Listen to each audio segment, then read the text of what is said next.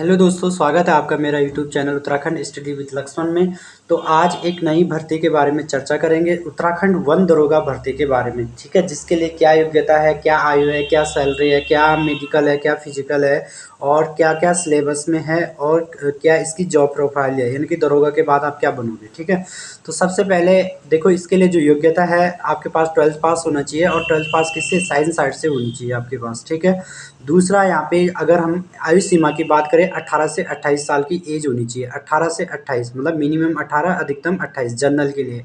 बाकी जो OBC SC ST के लिए छूट मिलती है वो आयु का आप देख लेना। ठीक है, इसके बाद इसमें पद लगभग 200 के आसपास है, जिसमें विभिन्न विभाग लिखा है, यानी कि वन दरोगा के लगभग 84 के आसपास पद है और भी इसमें पद आपके होंगे। ठीक है, इसके बाद आपका जो है सैलरी अगर हम इसमें देखते हैं तो लेवल 5 की जॉब है, 29,200 इसका बेसिक है। प्लस इसमें आपका डीए होगा, एचआरए होगा, जो लगभग आपका 50,000 तक जाएगा और कट फट के आपको 42 से 43,000 अभी इन हैंड मिलता है स्टार्टिंग में। ठीक है, दूसरा इसका जो फिजिकल की अगर हम बात करते हैं, फिजिकल के लिए जो जनरल बॉयज की हाइट होनी चाहिए 163 सेंटीमीटर होनी चाहिए और हिल में अगर आपके पास पर्वतीय सर्टिफिकेट है तो 153 सेंटीमीटर होनी चाहिए। ठीक है, तो सबसे पहले फिजिकल में हाइट होती है, उसके बाद चेस्ट होती है। चेस्ट में आपका जो है मिनिमम का कोई वो नहीं है, लेकिन आपको 5 सेंटीमीटर फुलाना अपनी चेस्ट आनी चाहिए। ठीक है, इसके अलावा गर्ल्स का जो फिजिकल होता है, फिजिकल के लिए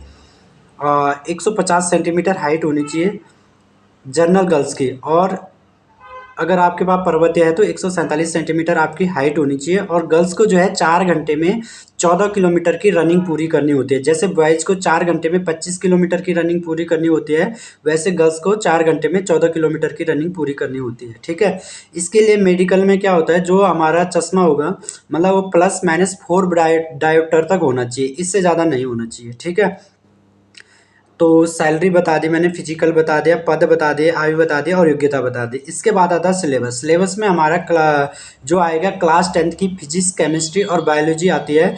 इसके साथ साथ इन्वायरमेंट भी आता है। ठीक है, पर्यावरण से रिलेटेड भी कुछ क्वेश्चन हमारे पास आएंगे यहाँ पे। ठीक है, तो आप इसमें क्लास 10th की जो 9th 10th है एनसीईआरटी वो आप इसमें पढ़ सकते हो। ठीक है, और साथ में आप इन्वायरमेंट भी इसमें कर सकते हैं। ठीक है, अब आते हैं जॉब प्रोफाइल में। तो जॉब प्रोफाइल में अगर बात करते हैं दरोगा की, तो दरोगा से जो नीचे होता है वो होता है बीट ऑफिसर, जिसको हम फॉरेस्ट गार्ड बोलते हैं। ठीक है, तो फॉरेस्ट गार्ड के बाद एक बीट होती है, उसके बाद आता है फॉरेस्टर, जिसे दरोगा बोलते हैं।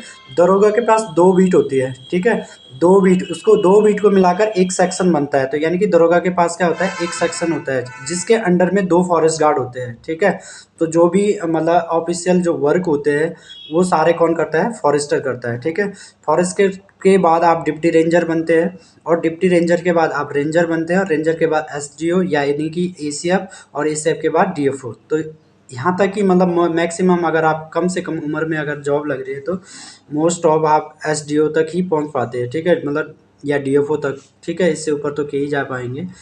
ठीक, तो ये है इसकी जॉब प्रोफाइल। दूसरा, इसकी जो एग्ज़ाम डेट है लगभग 20 अप्रैल 2025 को है। तो लगभग 3 से 4 महीने आप लोगों के पास है, तो जिनके पास भी समय है पढ़ने के लिए तो आप लोग इसकी तैयारी कर सकते हैं। ठीक है, लेवल 5 की जॉब है, अच्छी जॉब है। ठीक है, तो इसी तरह की जानकारी के लिए जुड़े रहे मेरे YouTube channel Uttarakhand study with Laxman से। धन्यवाद। अगर आपकी कोई भी कोई भी डाउट है तो आप कमेंट बॉक्स में कमेंट कर सकते हैं। ठीक है, धन्यवाद।